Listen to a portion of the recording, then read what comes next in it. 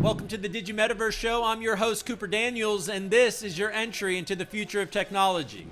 All right, folks, today I've got a great one. I am talking to Jan Muyldermans. He is the founder of Anthem, a core member of the Digibyte Awareness Team, and he's also the decentralized digital identity specialist at DigiCorp Labs. I have a great conversation about self-sovereign identity, secure login, all of the things. It's a great talk, and I think you're really going to enjoy it.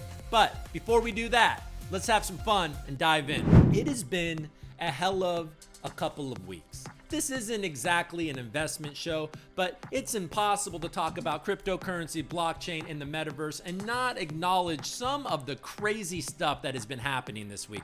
You know, markets are clearly down. There is FUD everywhere. There's people talking about all the things. It seems like every time Bitcoin starts heading down, people start talking about how quantum computers can break it. Look, focus. Get your eyes on the prize and invest in real projects when you think it's the right time. Nobody can call the bottom, only you can. And then you can deal with the ramifications of your decision. I don't know the bottom, and neither do you. Nobody knows the bottom. If you've been paying attention to the Twitter sphere, man, McDonald's has had a hell of a week. Go McDonald's, man. You got the president of El Salvador tweeting memes and about him with him working at McDonald's because he keeps, you know, every time Bitcoin goes down, the McDonald's jokes come out. Then the IMF goes after El Salvador saying they should no longer accept Bitcoin as a national currency. And then he responds with the Simpsons meme. Hey man, that president is on fire, dude. He is the meme lord, man. He's the meme dictator. Whatever it is you think of him, it's funny. It's funny, folks. And sometimes you just have to appreciate funny. It is an effective leadership strategy to shame other people with memes. And it's working. It works for him. I don't know. But El Salvadorians, do they actually like this? I like it, but I also don't have to be governed by it. So I don't know. This whole spat with the IMF in El Salvador, though, is kind of putting a little damper on El Salvador's request for a $1.3 billion loan. I don't think it's working out for you now, bud. You better hope for a pump. You got to pump it up there. Bitcoin for old El Salvador. It is risky. You know what I mean? The IMF does have a point because, look, man, Bitcoin is volatile and they are investing a lot of their wealth and they are heavily in debt. So they're going to need a pump. You know what I mean? Like, you never want a whole country to be reliant on a crypto pump. You know what I mean? Like me, you know, I'm like, oh shit, I got to pay this back. Would crypto pump back up again? No, you don't want that. You know what I mean? You don't want that. And then recently El Salvador and Turkey talked to each other, and now the Turkish president has instructed the ruling party to investigate cryptocurrencies, which would be fantastic for a country like Turkey that is going through such insane inflation. If you believe in Wikipedia pages, Guatemala is the next country to adopt Bitcoin as a national currency. And, you know, buy the dip on Guatemala. It's time. Buy it now. You'll be ahead of El Salvador. I also read recently that Putin actually directed the central bank to, you know, I think that Putin is basically like, well, look, man, we have an extreme mining advantage because we've got a ton of really cheap energy and a bunch of people that really know what they're doing in mining. So maybe we shouldn't completely go away from cryptocurrency. And then they're also exploring a stable coin and yada, yada, yada, yada. I have no idea how that's going to work out, but I do know that Russia and China, and look, these are the types of regimes that would ban cryptocurrency for national security, and hopefully, in my opinion, the United States doesn't follow suit. The Biden administration is looking at executive orders towards cryptocurrency. We're not clear on what that is yet. What must be what? But, you know, regulating Bitcoin and stable coins and all of the things, NFTs. I mean, I read that is on the board. Who knows what they're going to do? You know, it's hard to have any faith that they're going to regulate it properly, for sure.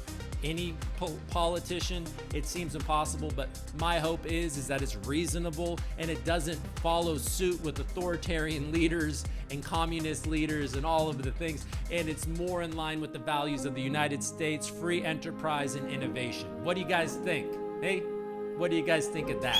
Look, and then you have Elon Musk. We got Elon Musk with his old Mickey D's move, man. That guy is out there being like, hey, I'll eat a Happy Meal live on TV if you guys accept Dogecoin. Now, that is hysterical as well. I'm sorry. I don't know if you guys think this is funny. I think it's funny. Now, he's gonna eat a live Happy Meal if McDonald's accepts Dogecoin, okay? And come on, McDonald's, make it happen. They came back with their Grimace coin. Get with it, man. Get with it, McDonald's. Look, free advice. It is super easy to accept Dogecoin and just get the cash value immediately.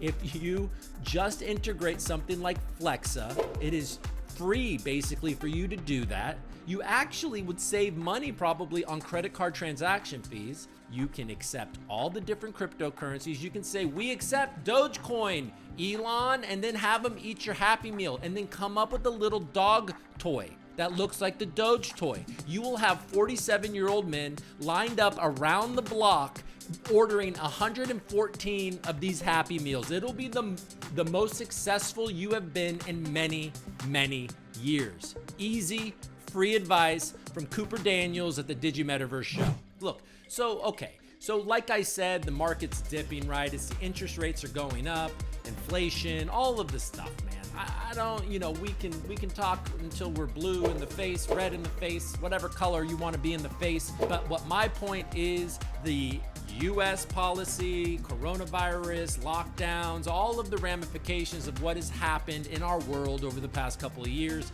And now you have Russia, and Russia threatened to ban crypto. And then there's also that region, there's a potential for conflict and the sanctions that may come. It's just a very uneasy time to be invested, and you have to have some fortitude to wait it out, or some brains to wait to trade yourself out. Whatever it is you're doing, I will say that if you don't know what you're doing, going long is probably the safest way. If you have time, then just go long. Just like the MattDamonCrypto.com commercial says, fortune favors the bold, all right? And if you can't trust a MattDamonCrypto.com commercial for your financial advice, what can you trust? Put him on the fucking phone, John.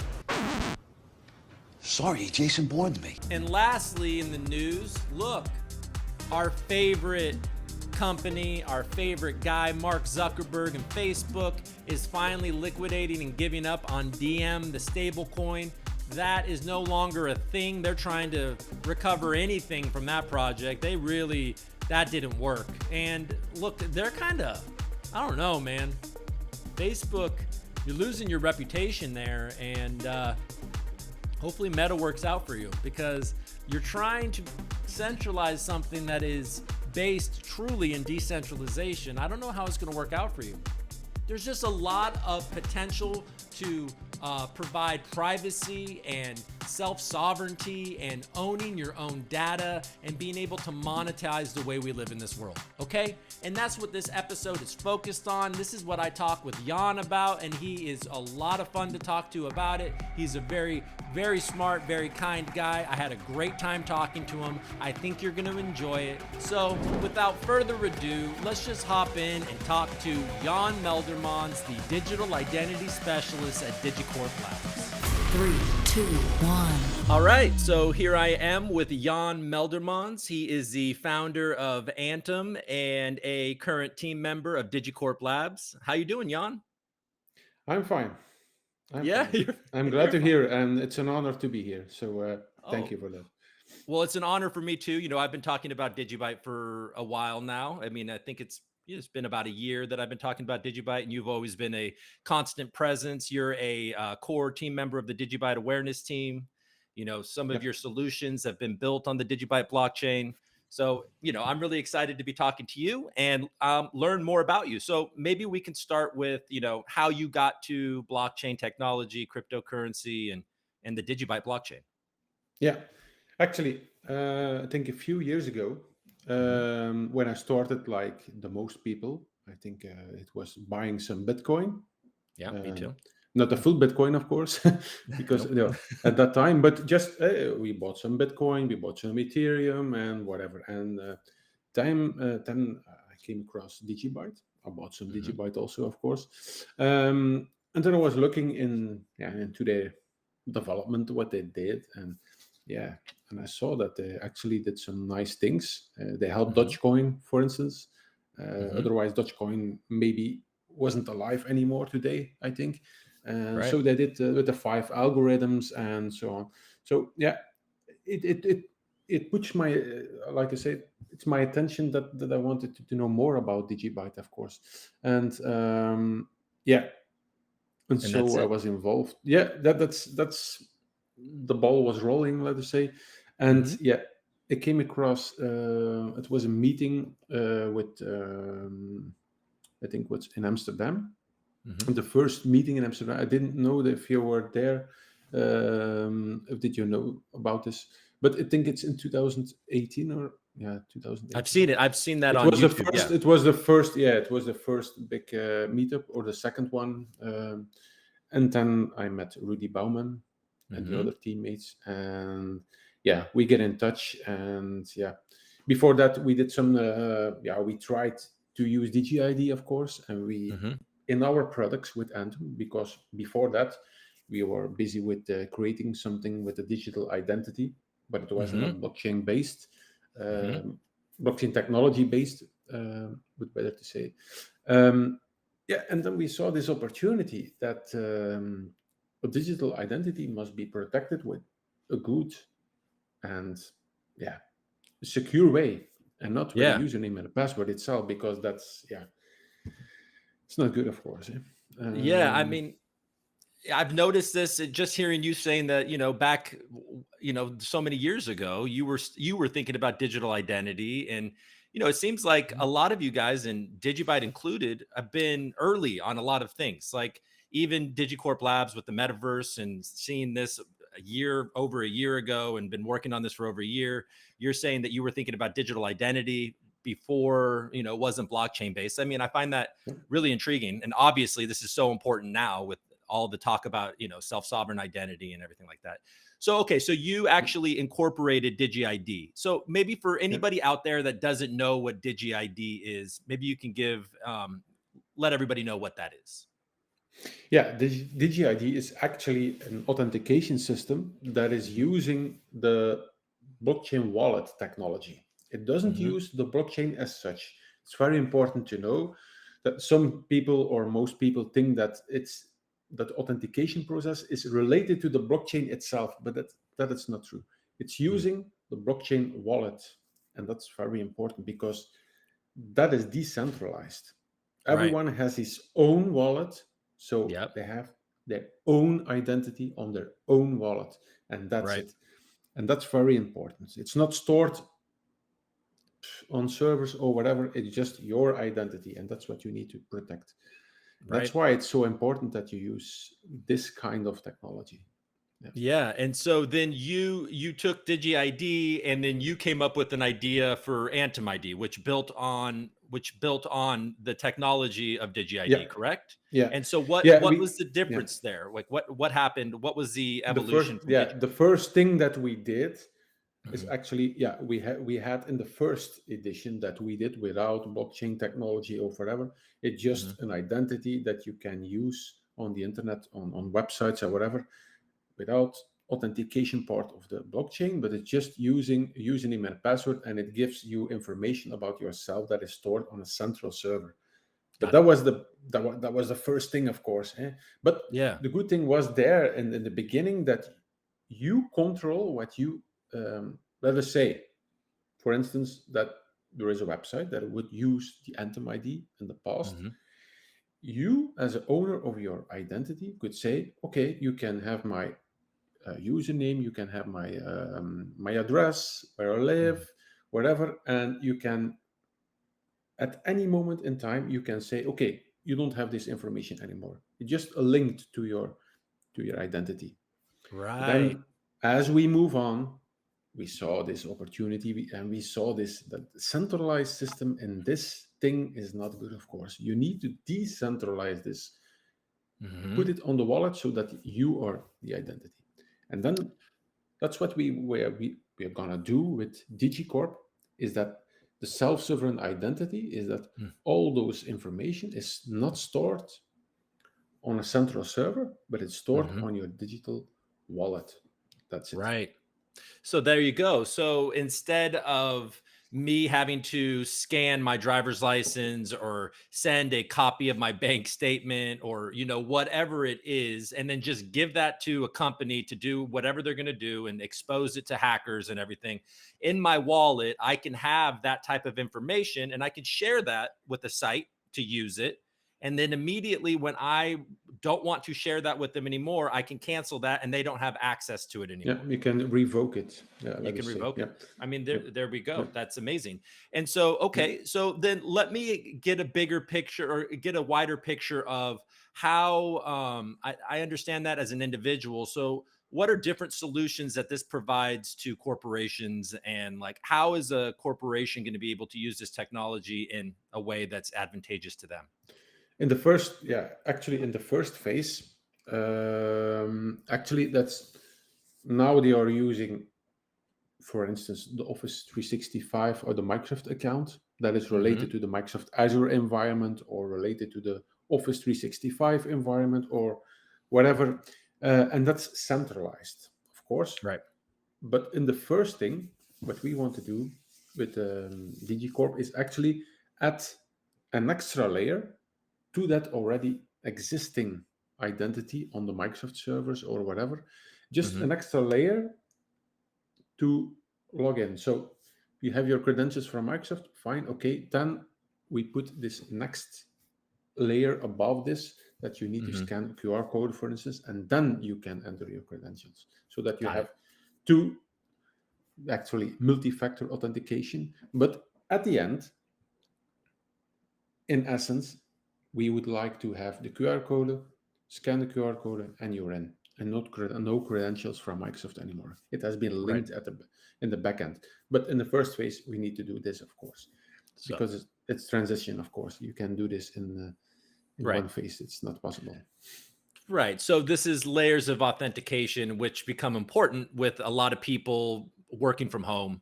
So if somebody is able to hack into somebody's vulnerable Wi-Fi or something, they won't be able to log into their work account because they won't have the ability to do that extra layer. So it provides an extra layer of security. What do you think about, just in general, where we're headed with Web3 and the metaverse, and what are you seeing? Like, what kind of opportunities? I mean, obviously, self-sovereign identity it's not the most exciting, I guess, part. It's not the most fun. It's not a game. It's not play to earn. It's not all that. But because we're embodying the internet so much, it's so important that we're able to protect ourselves. But are there other things that you're seeing that you want to work on and or just excited about the future? Yeah, there are a lot of things. But you actually, the authentication part is one thing, but that same technology can be used to authenticate devices. That doesn't mean it's not a person that has to be authenticating, but it's a device or an IoT device that needs to be connected to the internet. And that's all the same technology that could be integrated in those new Metaverse, Web3 or whatever. So I see a lot of possibilities to make this new web world, Metaverse, more secure than there is today, of course, because you have a lot of things in the Metaverse, but this is one of those things that certainly has a big role in. And then when on the corporate side also, or the enterprise side, with things like supply chain and things like that, getting that on the blockchain, getting that tracked, is that something that DigiCorp is also working on? Is this kind of helping the supply chain move more efficiently? Is that something that you're looking at as well? That's not my part of the of my work at DigiCorp. No, but I will be working with the other guys, of course. But I'm not busy with the tokens or Digibyte related with the blockchain itself. That's not my job. I cannot tell about a lot of it. So no. I can't You're like, no, about that. I don't know. There will be a token that will be used for using this authentication process, of course. Yeah. But that's Well, what there we you are go. working on. Okay. All right. And so also, I know that you also with Digi-ID, there was my Digi password, and like in Yep. Anthem ID, I believe there was a really interesting thing where, there's a password manager that doesn't actually store any Yeah, passwords. I Is will that, explain that, of course. Yeah, yeah, please, let's yeah. let's talk about That's that. something I like very much, of course, because it's a little child that is popping up. So Yeah. no, actually, my DG password, yeah, Hmm. it will be a new product in with the DigiCorp company. But in essence, it will be available, of course. And yeah, what is it? It's a password manager that doesn't store passwords. And Hmm. if you tell this to some people, they head explode and they say, "Oh, how is that possible? You have a password manager that doesn't store passwords. How is that possible?" And yeah, actually, it's just storing a username. Of course, Hmm. that's what we need. And then when you want to sign in into Facebook or whatever, it just you press in your browser a little button, the QR code is presented, you scan the QR code, and there will be a password generated and will be automatically filled in. Like other password managers will automatically fill in your username and a password. This Hmm. will do the same, but you have to Hmm. scan the QR code. That's it. But I it's always regenerated. The password is always regenerated, never stored. got, So it's you yeah. send it directly to your browser Right. from your phone. You verify with your thumbprint or your Face ID or whatever, and then you can sign in.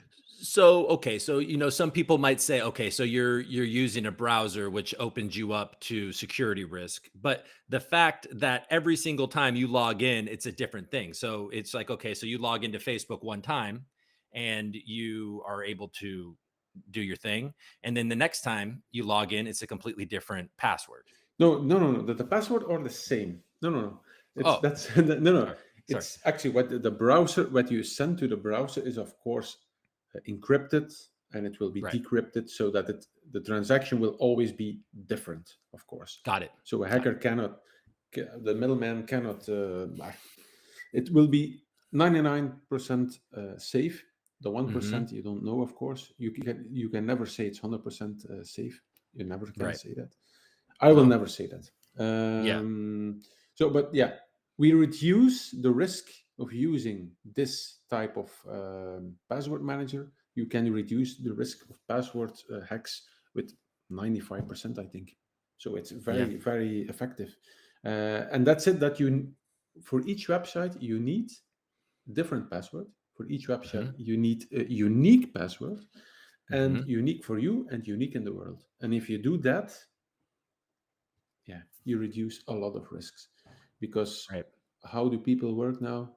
You know that they create an account on a website, they fill in the Yeah. passwords, and yeah, they say, okay, it needs 9 characters, and they put a digit at the end extra, but they use the same password. So if a hacker finds one password, they can Then they can. easily modify. Yeah, they just add a 0 or a 9 at the end, and maybe with 10 times trying to another website, they are signed in. So, and people Yeah. are lazy, and that's normal. People, Whoa. it's not. Yeah, people are Well, it's lazy, because and it's because it's just you're constantly having to remember, oh God, what did I do for this one? yeah. And then unless And you I and did then it also in the past. I did it also. I yeah, think it's human, but yeah. we can give this product to the people so that that would be helped. Very, And very good. and so this is another solution of what is came along when DigiCorp Labs acquired Anthem ID, and that's part of what DigiCorp Labs is also working on. Correct? Yeah, yeah. Yep. Okay, there will be rebranding, new stuff. It will be yeah, soon. I can't Yeah. tell a lot about, but it will be great designs. So Yeah, yeah. Well, I'm excited to see that. Um, okay, so I mean, look, following you on Twitter, you're constantly talking. Just to kind of wind down the self-sovereign identity talk. yeah, And I saw you posted a book recently, a self-sovereign identity book. This is clearly a passion of yours. Is there yeah. is there anything is self-sovereign identity a larger concept than we've already talked about, or is it truly just owning our identity, having our digital identity, having our acts, allowing people to use it, and that's it. And it's using blockchain technology, a wallet, and you are in control of what people see and what people don't see. And is it deeper than that? Because that's how I understand it. But you know, Yeah, in human language, it's correctly what you say. Um, Technically, yeah, yeah, it's a lot of more than that. But of course, yeah, that's it. That's it. yeah. I mean, But there and is a lot because of more things, because it's not like I told you. It's not that we are a human. We are an identity. We have an identity, but everything can be an identity. Like I told you, like IoT device right, could also be an identity. A company could also be an identity to sign right, in, got it, represented by a person who is also a self-sovereign identity. So right. that's you can So add when you those say together. So when you say like a device can have an identity, maybe I should go further in that just so I understand it better. Maybe some other people are kind of trying to get a picture. Like, what would be the value of like an actual device or something having an identity on the blockchain? What? Could be simple. Could be simple. Mhm, A product you right. owned. You bought a product, and this Hmm. product is linked to your identity, to your wallet, to your Right. identity. Mm. But this device could also have an identity. Hmm. Then you can match those, that this identity and this identity could be linked together, for Hmm. instance, so that when somebody steals your product, it cannot linked Oh, it cannot link anymore to other persons. For instance, for example, there could be thousands of right. new IDs popping up from that. It's just that you can link other identities together so that they belong together. Right. Could I be see. let us say, when I die, hopefully not too Right. soon, but when I die, I have some things that I want to give to my kids. So Yeah. I can give them rights to open things, for example, but they need Hmm. your self-sovereign identity, and I linked to them those sovereign identities, for example. Yeah. But it could be anything. A Right. testament. I don't know in English if they say that testament. A When you test. die, you have a testament. Oh Uh, yeah. Your yeah, will. Yeah. Yeah. yeah, It could be your will. yeah. Yeah, it's Yeah, like it we could know be a with document that only a can be document. opened by this person, or a Right. company, a Hmm. lawyer, for instance. Yeah, And this is when we start talking about NFTs and the NFTs that aren't yeah. art You have to see based. it like you have to see the broad picture about this. It could be, yeah, could be anything. So Yeah, so you have on your wallet, you have your car is represented in your wallet, and you have authenticated that you own that, and then somebody steals your car, and they can't prove now that they are the owner because you own. yeah, There's no way to yeah, fudge that, or there's no way yeah. to manipulate that. You could transfer it, of course. If they buy Of it, course, you could yeah, transfer it. But then yeah, we are talking about blockchain technology itself, yeah, with NFTs and whatever, and that's exactly, the other part of our team. But right, actually, yeah, it could be all right, linked together. It's all linked to identities. That's my point of view, and they have their own point of view, of course, the other teams. But really, identity is yeah, is the spotlight, I yeah, think. And in the metaverse, really, when you enter the metaverse, hmm, you are the person who will enter the metaverse, and you need a right, good identity, of course, secure identity. right. Well, that's because then now it becomes almost a philosophical question, Yeah, like when we because as we're talking, I'm thinking of my identity, okay, my real life kind of who I am and who I am to people, and that's like my actual identity, the thing that really matters. And then yeah, there's the way that people identify me, right? And that's through a driver's license, a passport, etc. And yeah, then when I go online, I kind of express myself on Twitter. People get to know my identity that way. So that kind of translates my real personality. And then, but we still are dealing with this kind of insecure real world, how we get identified, right? So, I mean, that's kind of the yeah, way it works, right? And then, so Yeah. Yeah. And then we need to figure out these ways where we can actually own our identity and share it how we Yeah. please. Yeah. All right. Yeah. Yeah. Look at me. Look at me. I understand Yeah. it a little bit. Yeah, and it's not, and actually what my ID really was in the beginning with Anthem ID also, and will be in DigiCorp will be the same. It's actually that that you can prove you're a real person, you're really the person that you are, but in some cases the website or whatever needs to know that you're 18 years old to buy cigarettes or whatever. I don't know what you want to buy, but they don't need to know your name, but they need to know that you're 18 years old, for instance. That's what you would, you can do with it, of course. You can say, okay, I say I'm 18 years old. I don't need more information. The website owner don't need more information. So, for example, I don't know if it's regular, but it could be anything. Could be anything. Sounds like a lot of 15-year-old kids are going to be stealing their dad's phones and ordering cigarettes online, though. Yeah. No, but actually, but my first, well, I think it's in 2012. I think it's a couple of years ago. I did a test case in a city nearby. Actually, it was linked. We created some, actually an own version of MSN chat in that time, MSN chat, and your MSN account would be linked to your real identity. And then when you sign in with this application, you can only chat with other children with MSN. With this, and if you chat with the normal version of MSN, the text that would be visible on the screen is nonsense. You can't read it. So only children with children can chat. That was in that time. Yeah, it was a test case. But actually, this is what this technology could do. It could protecting children online. Right. Oh, that's man. That's one huge. of my. Yeah, that's very important for me. I think it's protecting our children online, because sometimes they chat with predators. We before we press record, you were talking about how you're not a huge fan of TikTok. No, really. It's I think it's a jackpot for those bad people. I think absolutely. They see, and I told my daughter and my son also that when they make TikToks and they publish it on the net, everyone can see our house.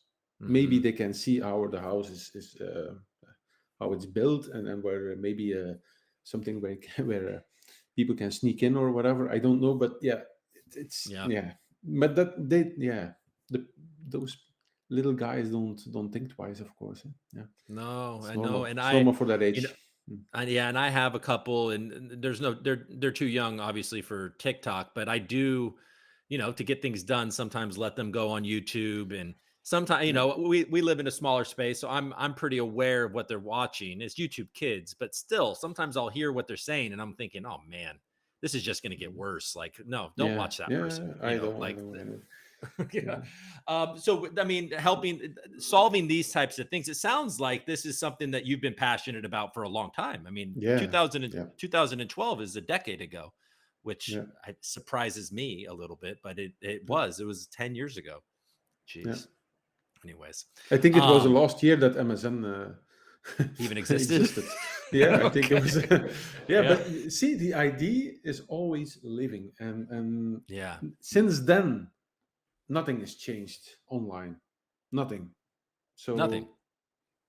Oh, well, and then that's it. Even like during the pandemic, my kids couldn't see their friends, and then we were using the Messenger Kids on Facebook for them to play these games. It's just creepy. I don't know. I find it's hard to trust these types of plays. So I mean, more power to you. And I can't wait to see how DigiCorp Labs evolves this technology and does get in there and help secure, children, of course, and corporate, employees and everything like that.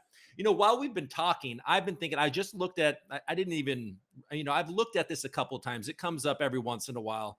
Quantum computing. This is kind of out of left field, but just out of curiosity, are you concerned about quantum computing and maybe being able to crack things like Bitcoin? Because, people like to bring that up, especially as Bitcoin's going down. You see the articles about quantum computing and, breaking Bitcoin. So, yeah, I really don't know. The problem is how powerful will it be? That's the main question. I don't know. We don't know actually, because it could be. Yeah. No, I don't know. Actually, You don't know. But it's scary. In first place, it's scary if that happens. If that exponentially grow, it could be dangerous, of course. But Right. if you secure more things in a better way, I think It could becomes be. more and more difficult and it pushes it down the line. Yeah. I mean, I've You talked have to do to, multiple things. When you do multiple things in the security layers, yes. then it's difficult, Yeah. I even know. with quantum. So no. Yeah, until I got more involved in cryptocurrency and blockchain, I was so careless with my security. There was no two-factor authentication. There was none of that. No. I was just, that that It's password normal. from Yeah, my that's normal. Yahoo account way back when, which has been retired, by the way. But Yeah, that password spent decades, yeah. and But that's I got lucky. always, but that's the thing. If most people don't don't like the security things that they need to do, but it just when something happens and they Hmm. lose money, or their Hmm. account has been taken over, or the identity has been taken, and whatever they did, Hmm. then they will realize that with this small thing you can do for your security, Yeah. you could do a lot of things. You could be Well, yeah. ruined. You could really, you could be financially ruined. So Oh, yeah. no. Yeah. Well, and then, and once again, we get put in these positions to having to trust, for example, Apple and their keychain technology, which is good Yeah, technology, I'm sure. yeah, But it's still, we're trusting that Apple has it together with all of our yeah. information, all of our It's money. always Yeah. yeah. Because It's like everything is, LastPass. LastPass is a good product. I yeah. won't tell anything bad about it, but if it's hacked and somebody gets those passwords, you're screwed. Yeah. Yeah. We're right. And that's what Well, and with DigiCorp, we with the password manager, they can't access those passwords because the passwords are not stored on the system. So yeah. yeah. Yeah. Well, Yeah. and then, even just a broader thing when it comes to, I'm bringing up Bitcoin again, but I mean, what if Coinbase custody got hacked? I don't know. I mean, I'm sure they have very Yeah. good security over there, but they must be holding millions of Bitcoin over there at Yeah. Coinbase. Yeah. And, just think about what that could do to Bitcoin if something happened to Coinbase. Anyways, Yeah. my point is that we're so reliant on these centralized structures, and disturbingly, Bitcoin, I believe, is exposed to that as well with Yeah. things like Coinbase. But all right. Yeah. So you Yeah, of also course. have, so you also have something called Solar Bridge, which is also a Yeah. really cool thing. I've seen online, and I see that, so tell me a little bit about Solar Bridge and what it is that you're doing, how close you are to this being available Yeah. and all that. Okay. No, it's not a product of DigiCorp. It's not a product of Anthem anymore. So it's Hmm. related to me itself, Okay. That's to my okay. company. I have my own company, of course. Uh-huh. No, actually, we are now in the second phase. Normally, we would launch in Q1. I hope we Hmm. can launch in Q1, but there is a lot of things to do. So Yeah. yeah, but finally, it will happen, and we have some great partnership. But I can't tell the name. But Ah. yeah, it's one of the biggest mining platforms on the internet. That's amazing. Um, yeah, So, okay. and So that's what what we is, will integrate this thing mhm. into the Solar Bridge. That means it will manage your rigs with it. So it Oh, manages your rigs. It doesn't do any. The Solar Bridge, it doesn't mine. The solar bridge is just a device that is connected to your electric wire system in your house, in your meters, electricity meter, and it will detect how much power you use in your house. So it detects if the solar has a lot of energy and you're exporting energy to the grid, so that it will automatically start miners in your house. So that automatically start your mining rigs or whatever, or other devices. Not only this, it will start heating machines or whatever. Doesn't matter. So that it will help you to use your own energy, so that it doesn't go to the grid. It's also it works also with a battery, so it can manage your battery in your house, so that it knows that you're working with a battery. It can also mine, but on a certain level that you want. So it's dynamically. So I understand. So basically what it's doing is that it is a meter almost, or something like that. So what It reads your electricity meter. So it reads it constantly. reads. Yeah. So, and then it helps prioritize. So it's like, okay, I want my heat on, I want my electricity and whatever. And so when your wife is cooking, it will stop mining. God, exactly. So exactly. That's priority. And then when on an event where if you have solar panels and maybe the energy is getting back to the grid, to the energy company, rather than you giving that back, it will use that energy to mine cryptocurrency. And so you can maximize the amount of money that you make with your solar power. Maximize your profit. That's it. That's the thing. So we convert actually normally you injecting power to the grid, and in Belgium, for instance, we get paid, but it's minimal. It's really nuts. It's nothing. So when you use this power to start your mining device, it will be much more money that you own than you give away. So I don't have solar panels where I live, but my parents do. And I believe it used to be that you would really get a lot of rebates, but then they've changed it and you don't really get it. So that could be an advantageous thing. My dad is into this stuff too. So, I'm excited. So this will work if you have solar panels or you have a battery in your house. It doesn't matter what region you're in or whatever like that. This device will work. And you're gonna integrate with a online mining company, or so that the mining company is actually where you it's a how do you call it? It's where you create your account. You create an account, and then you have those API keys, and those API keys you need to set into the solar bridge so it can manage your rigs. That's what it did. And so you can we don't hold coins. It's nothing. We do nothing with the coins. It's not our thing. It manage your devices. It puts sockets on. Also, it puts also sockets on it. It's not only the miner who stop, but it's really putting a socket on in your house. So this is a great idea. Is there anything like it out there, or are you on your own here? I don't know. I don't know actually. No. I don't. It's just the idea came from just that in Belgium we don't have any money for that, for the injecting the power. It's nothing, and we are in this game, of course, in this Bitcoin game and Digibyte game. So we know that mining could be, in this case, be better to get money than give it away to the. With your guys' weather in Belgium, is solar power, does that work very well? I mean, I'm kind of ignorant about it. It's so bad. It's not so bad here also. No. It's freezing. I think no. We have a lot of sun in the summertime, but I think 6 or 8 months we have enough energy from the solar panels to to survive. Or And then good days in the winter. It could be cold, but if the sun is there, okay, we have sun. yeah, No yeah. problem. Okay.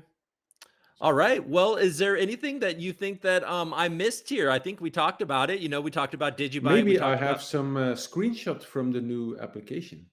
Oh, From let's see that. Can we see some of that? ah, Yeah. yeah, Let uh, let's see. Do we have yeah, share your screen. maybe Let me yeah. I will open the screen. No, I will. maybe Yeah, I will do it. But just okay. gonna find the picture. Yeah, let's see it. It's just one screen that I could share. It's just a screenshot. Okay. So it's here. Share screen. This one. Oh, there it is. Let me just put this in the. All right. So This what are we looking at here? Oh, this is the there it app. is. This you have. Oh, beautiful. This would be the Authenticator app, but it's Mhm. just a design. It's just a design. But this gives you a sneak preview for how the app would Well, look, I would look can't like. wait. So Yeah. so that's actually, thank you for showing me this, because when do I get to get my hands on this? How Uh-huh. I want this Soon, product. Yeah. How soon you how will get soon? it. Soon? Okay. Because I'd like my authenticator. That looks beautiful. Absolutely. Yeah, but it needs to be convenient. The user interface needs to be really. The Intuitive. Anthem Yeah. ID was good, of course. It was actually good, and the Digibyte app also good. But for the authentication and for the broad scale that we want to use, and for the businesses, we Mhm. have also POCs at the moment Yeah. with a few companies. Yeah. Liquid I don't Moly tell the is one. names, of course. Yeah. Yeah, Yeah. you know Uh, one of them. yeah. But there will be POCs also. So there there are happening. There are things that are happening in the back end. So yeah, you Yeah. will see And we'll see. soon. And then I've noticed this is so important for mass adoption, is user friendliness, good, Yeah, user interface. This is so important, because people are not going to use this technology if they have to jump through a lot of hoops. They're just going to yeah, continue the way they are. So if you can give them an yeah, app and they can just easily do a thing, then that can work. yeah. So Or there are certain things that I was always asking from the beginning, that you when you want to use an app at a daily basis and you want to mhm. convince people that install this app, and they want it, and the problem is that they want to install the application, but they want to Mhm. use it within the 5 seconds.